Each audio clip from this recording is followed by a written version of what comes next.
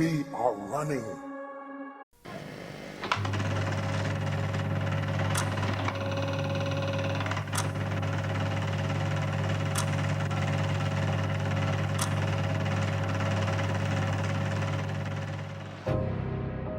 The tycoons of social media have to stop pretending that they're friendly nerd gods building a better world and admit they're just tobacco farmers in t-shirts, selling an addictive product to children.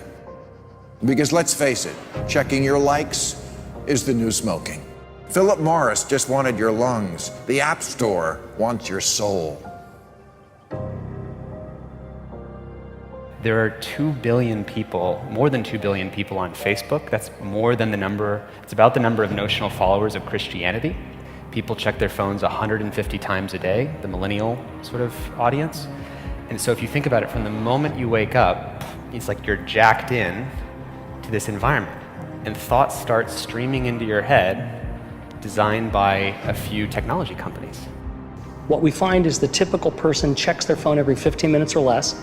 And half of the time they check their phone, there's no alert, no notification. It's coming from inside their head telling them, gee, I haven't checked in Facebook in a while. I haven't checked on this Twitter feed for a while. I wonder if somebody commented on my Instagram post. That then generates cortisol, and it starts to make you anxious. And eventually your goal is to get rid of that anxiety, so you check in. And apparently we feel stressed when we can't get our phone or when our battery is about to die. You probably know this feeling. And a research done in Australia among 3,000 people under the age of 30 found that 9 out of every 10 admit to feel this anxiety while having his battery dying. Steve Jobs revolutionized the entire world with the iPhone, and he never let his children use it, because he did not want them dependent on technology.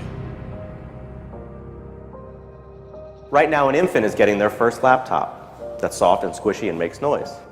Right now, a child is being born online and being favorited and retweeted.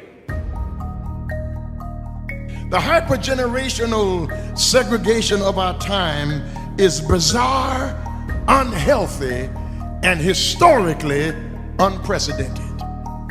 You've never seen the like of people sitting at a table in a restaurant not talking to each other because they're texting and using their Facebook and Instagram and Twitter, and they are at the table and don't even know each other, in the house and can't even talk to each other.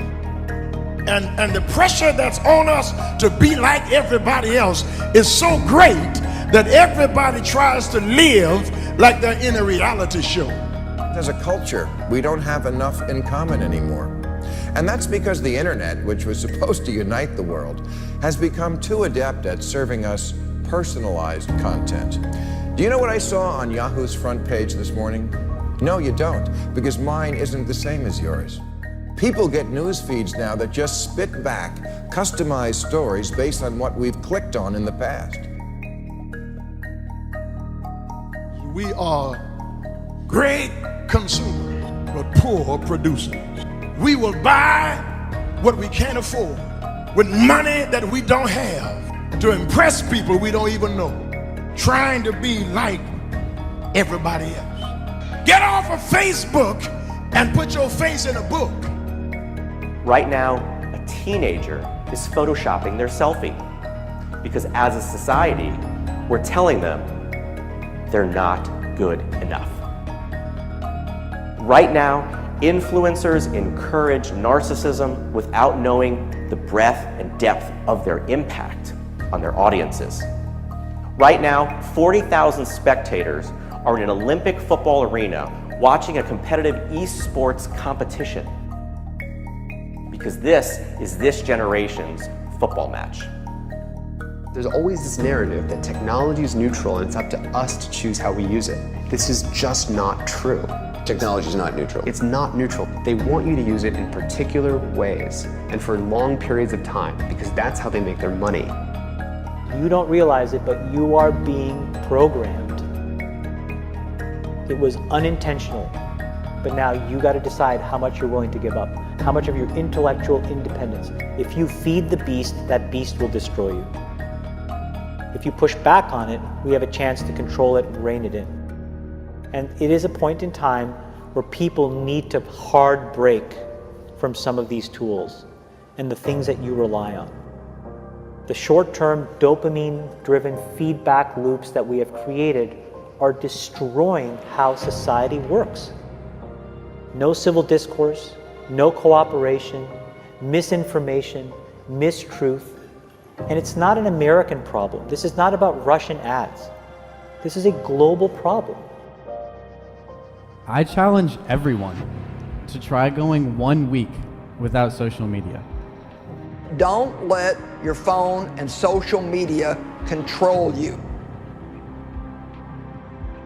We are running out of time. What are you going to do with the time you have left?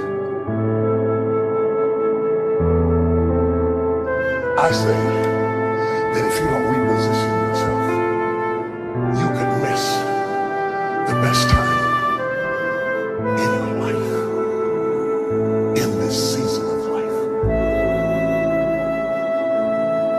Because we have got to change the way we think. We have got to change the way we function. We have got to change the way we deal with issues. And the reason that you have to begin to reposition the way you think and the way you function and the way you feel is that we many times are stuck between the lines of limited thinking and limited people and limited ideas and limited philosophies, and there's something creative down inside of you saying, let there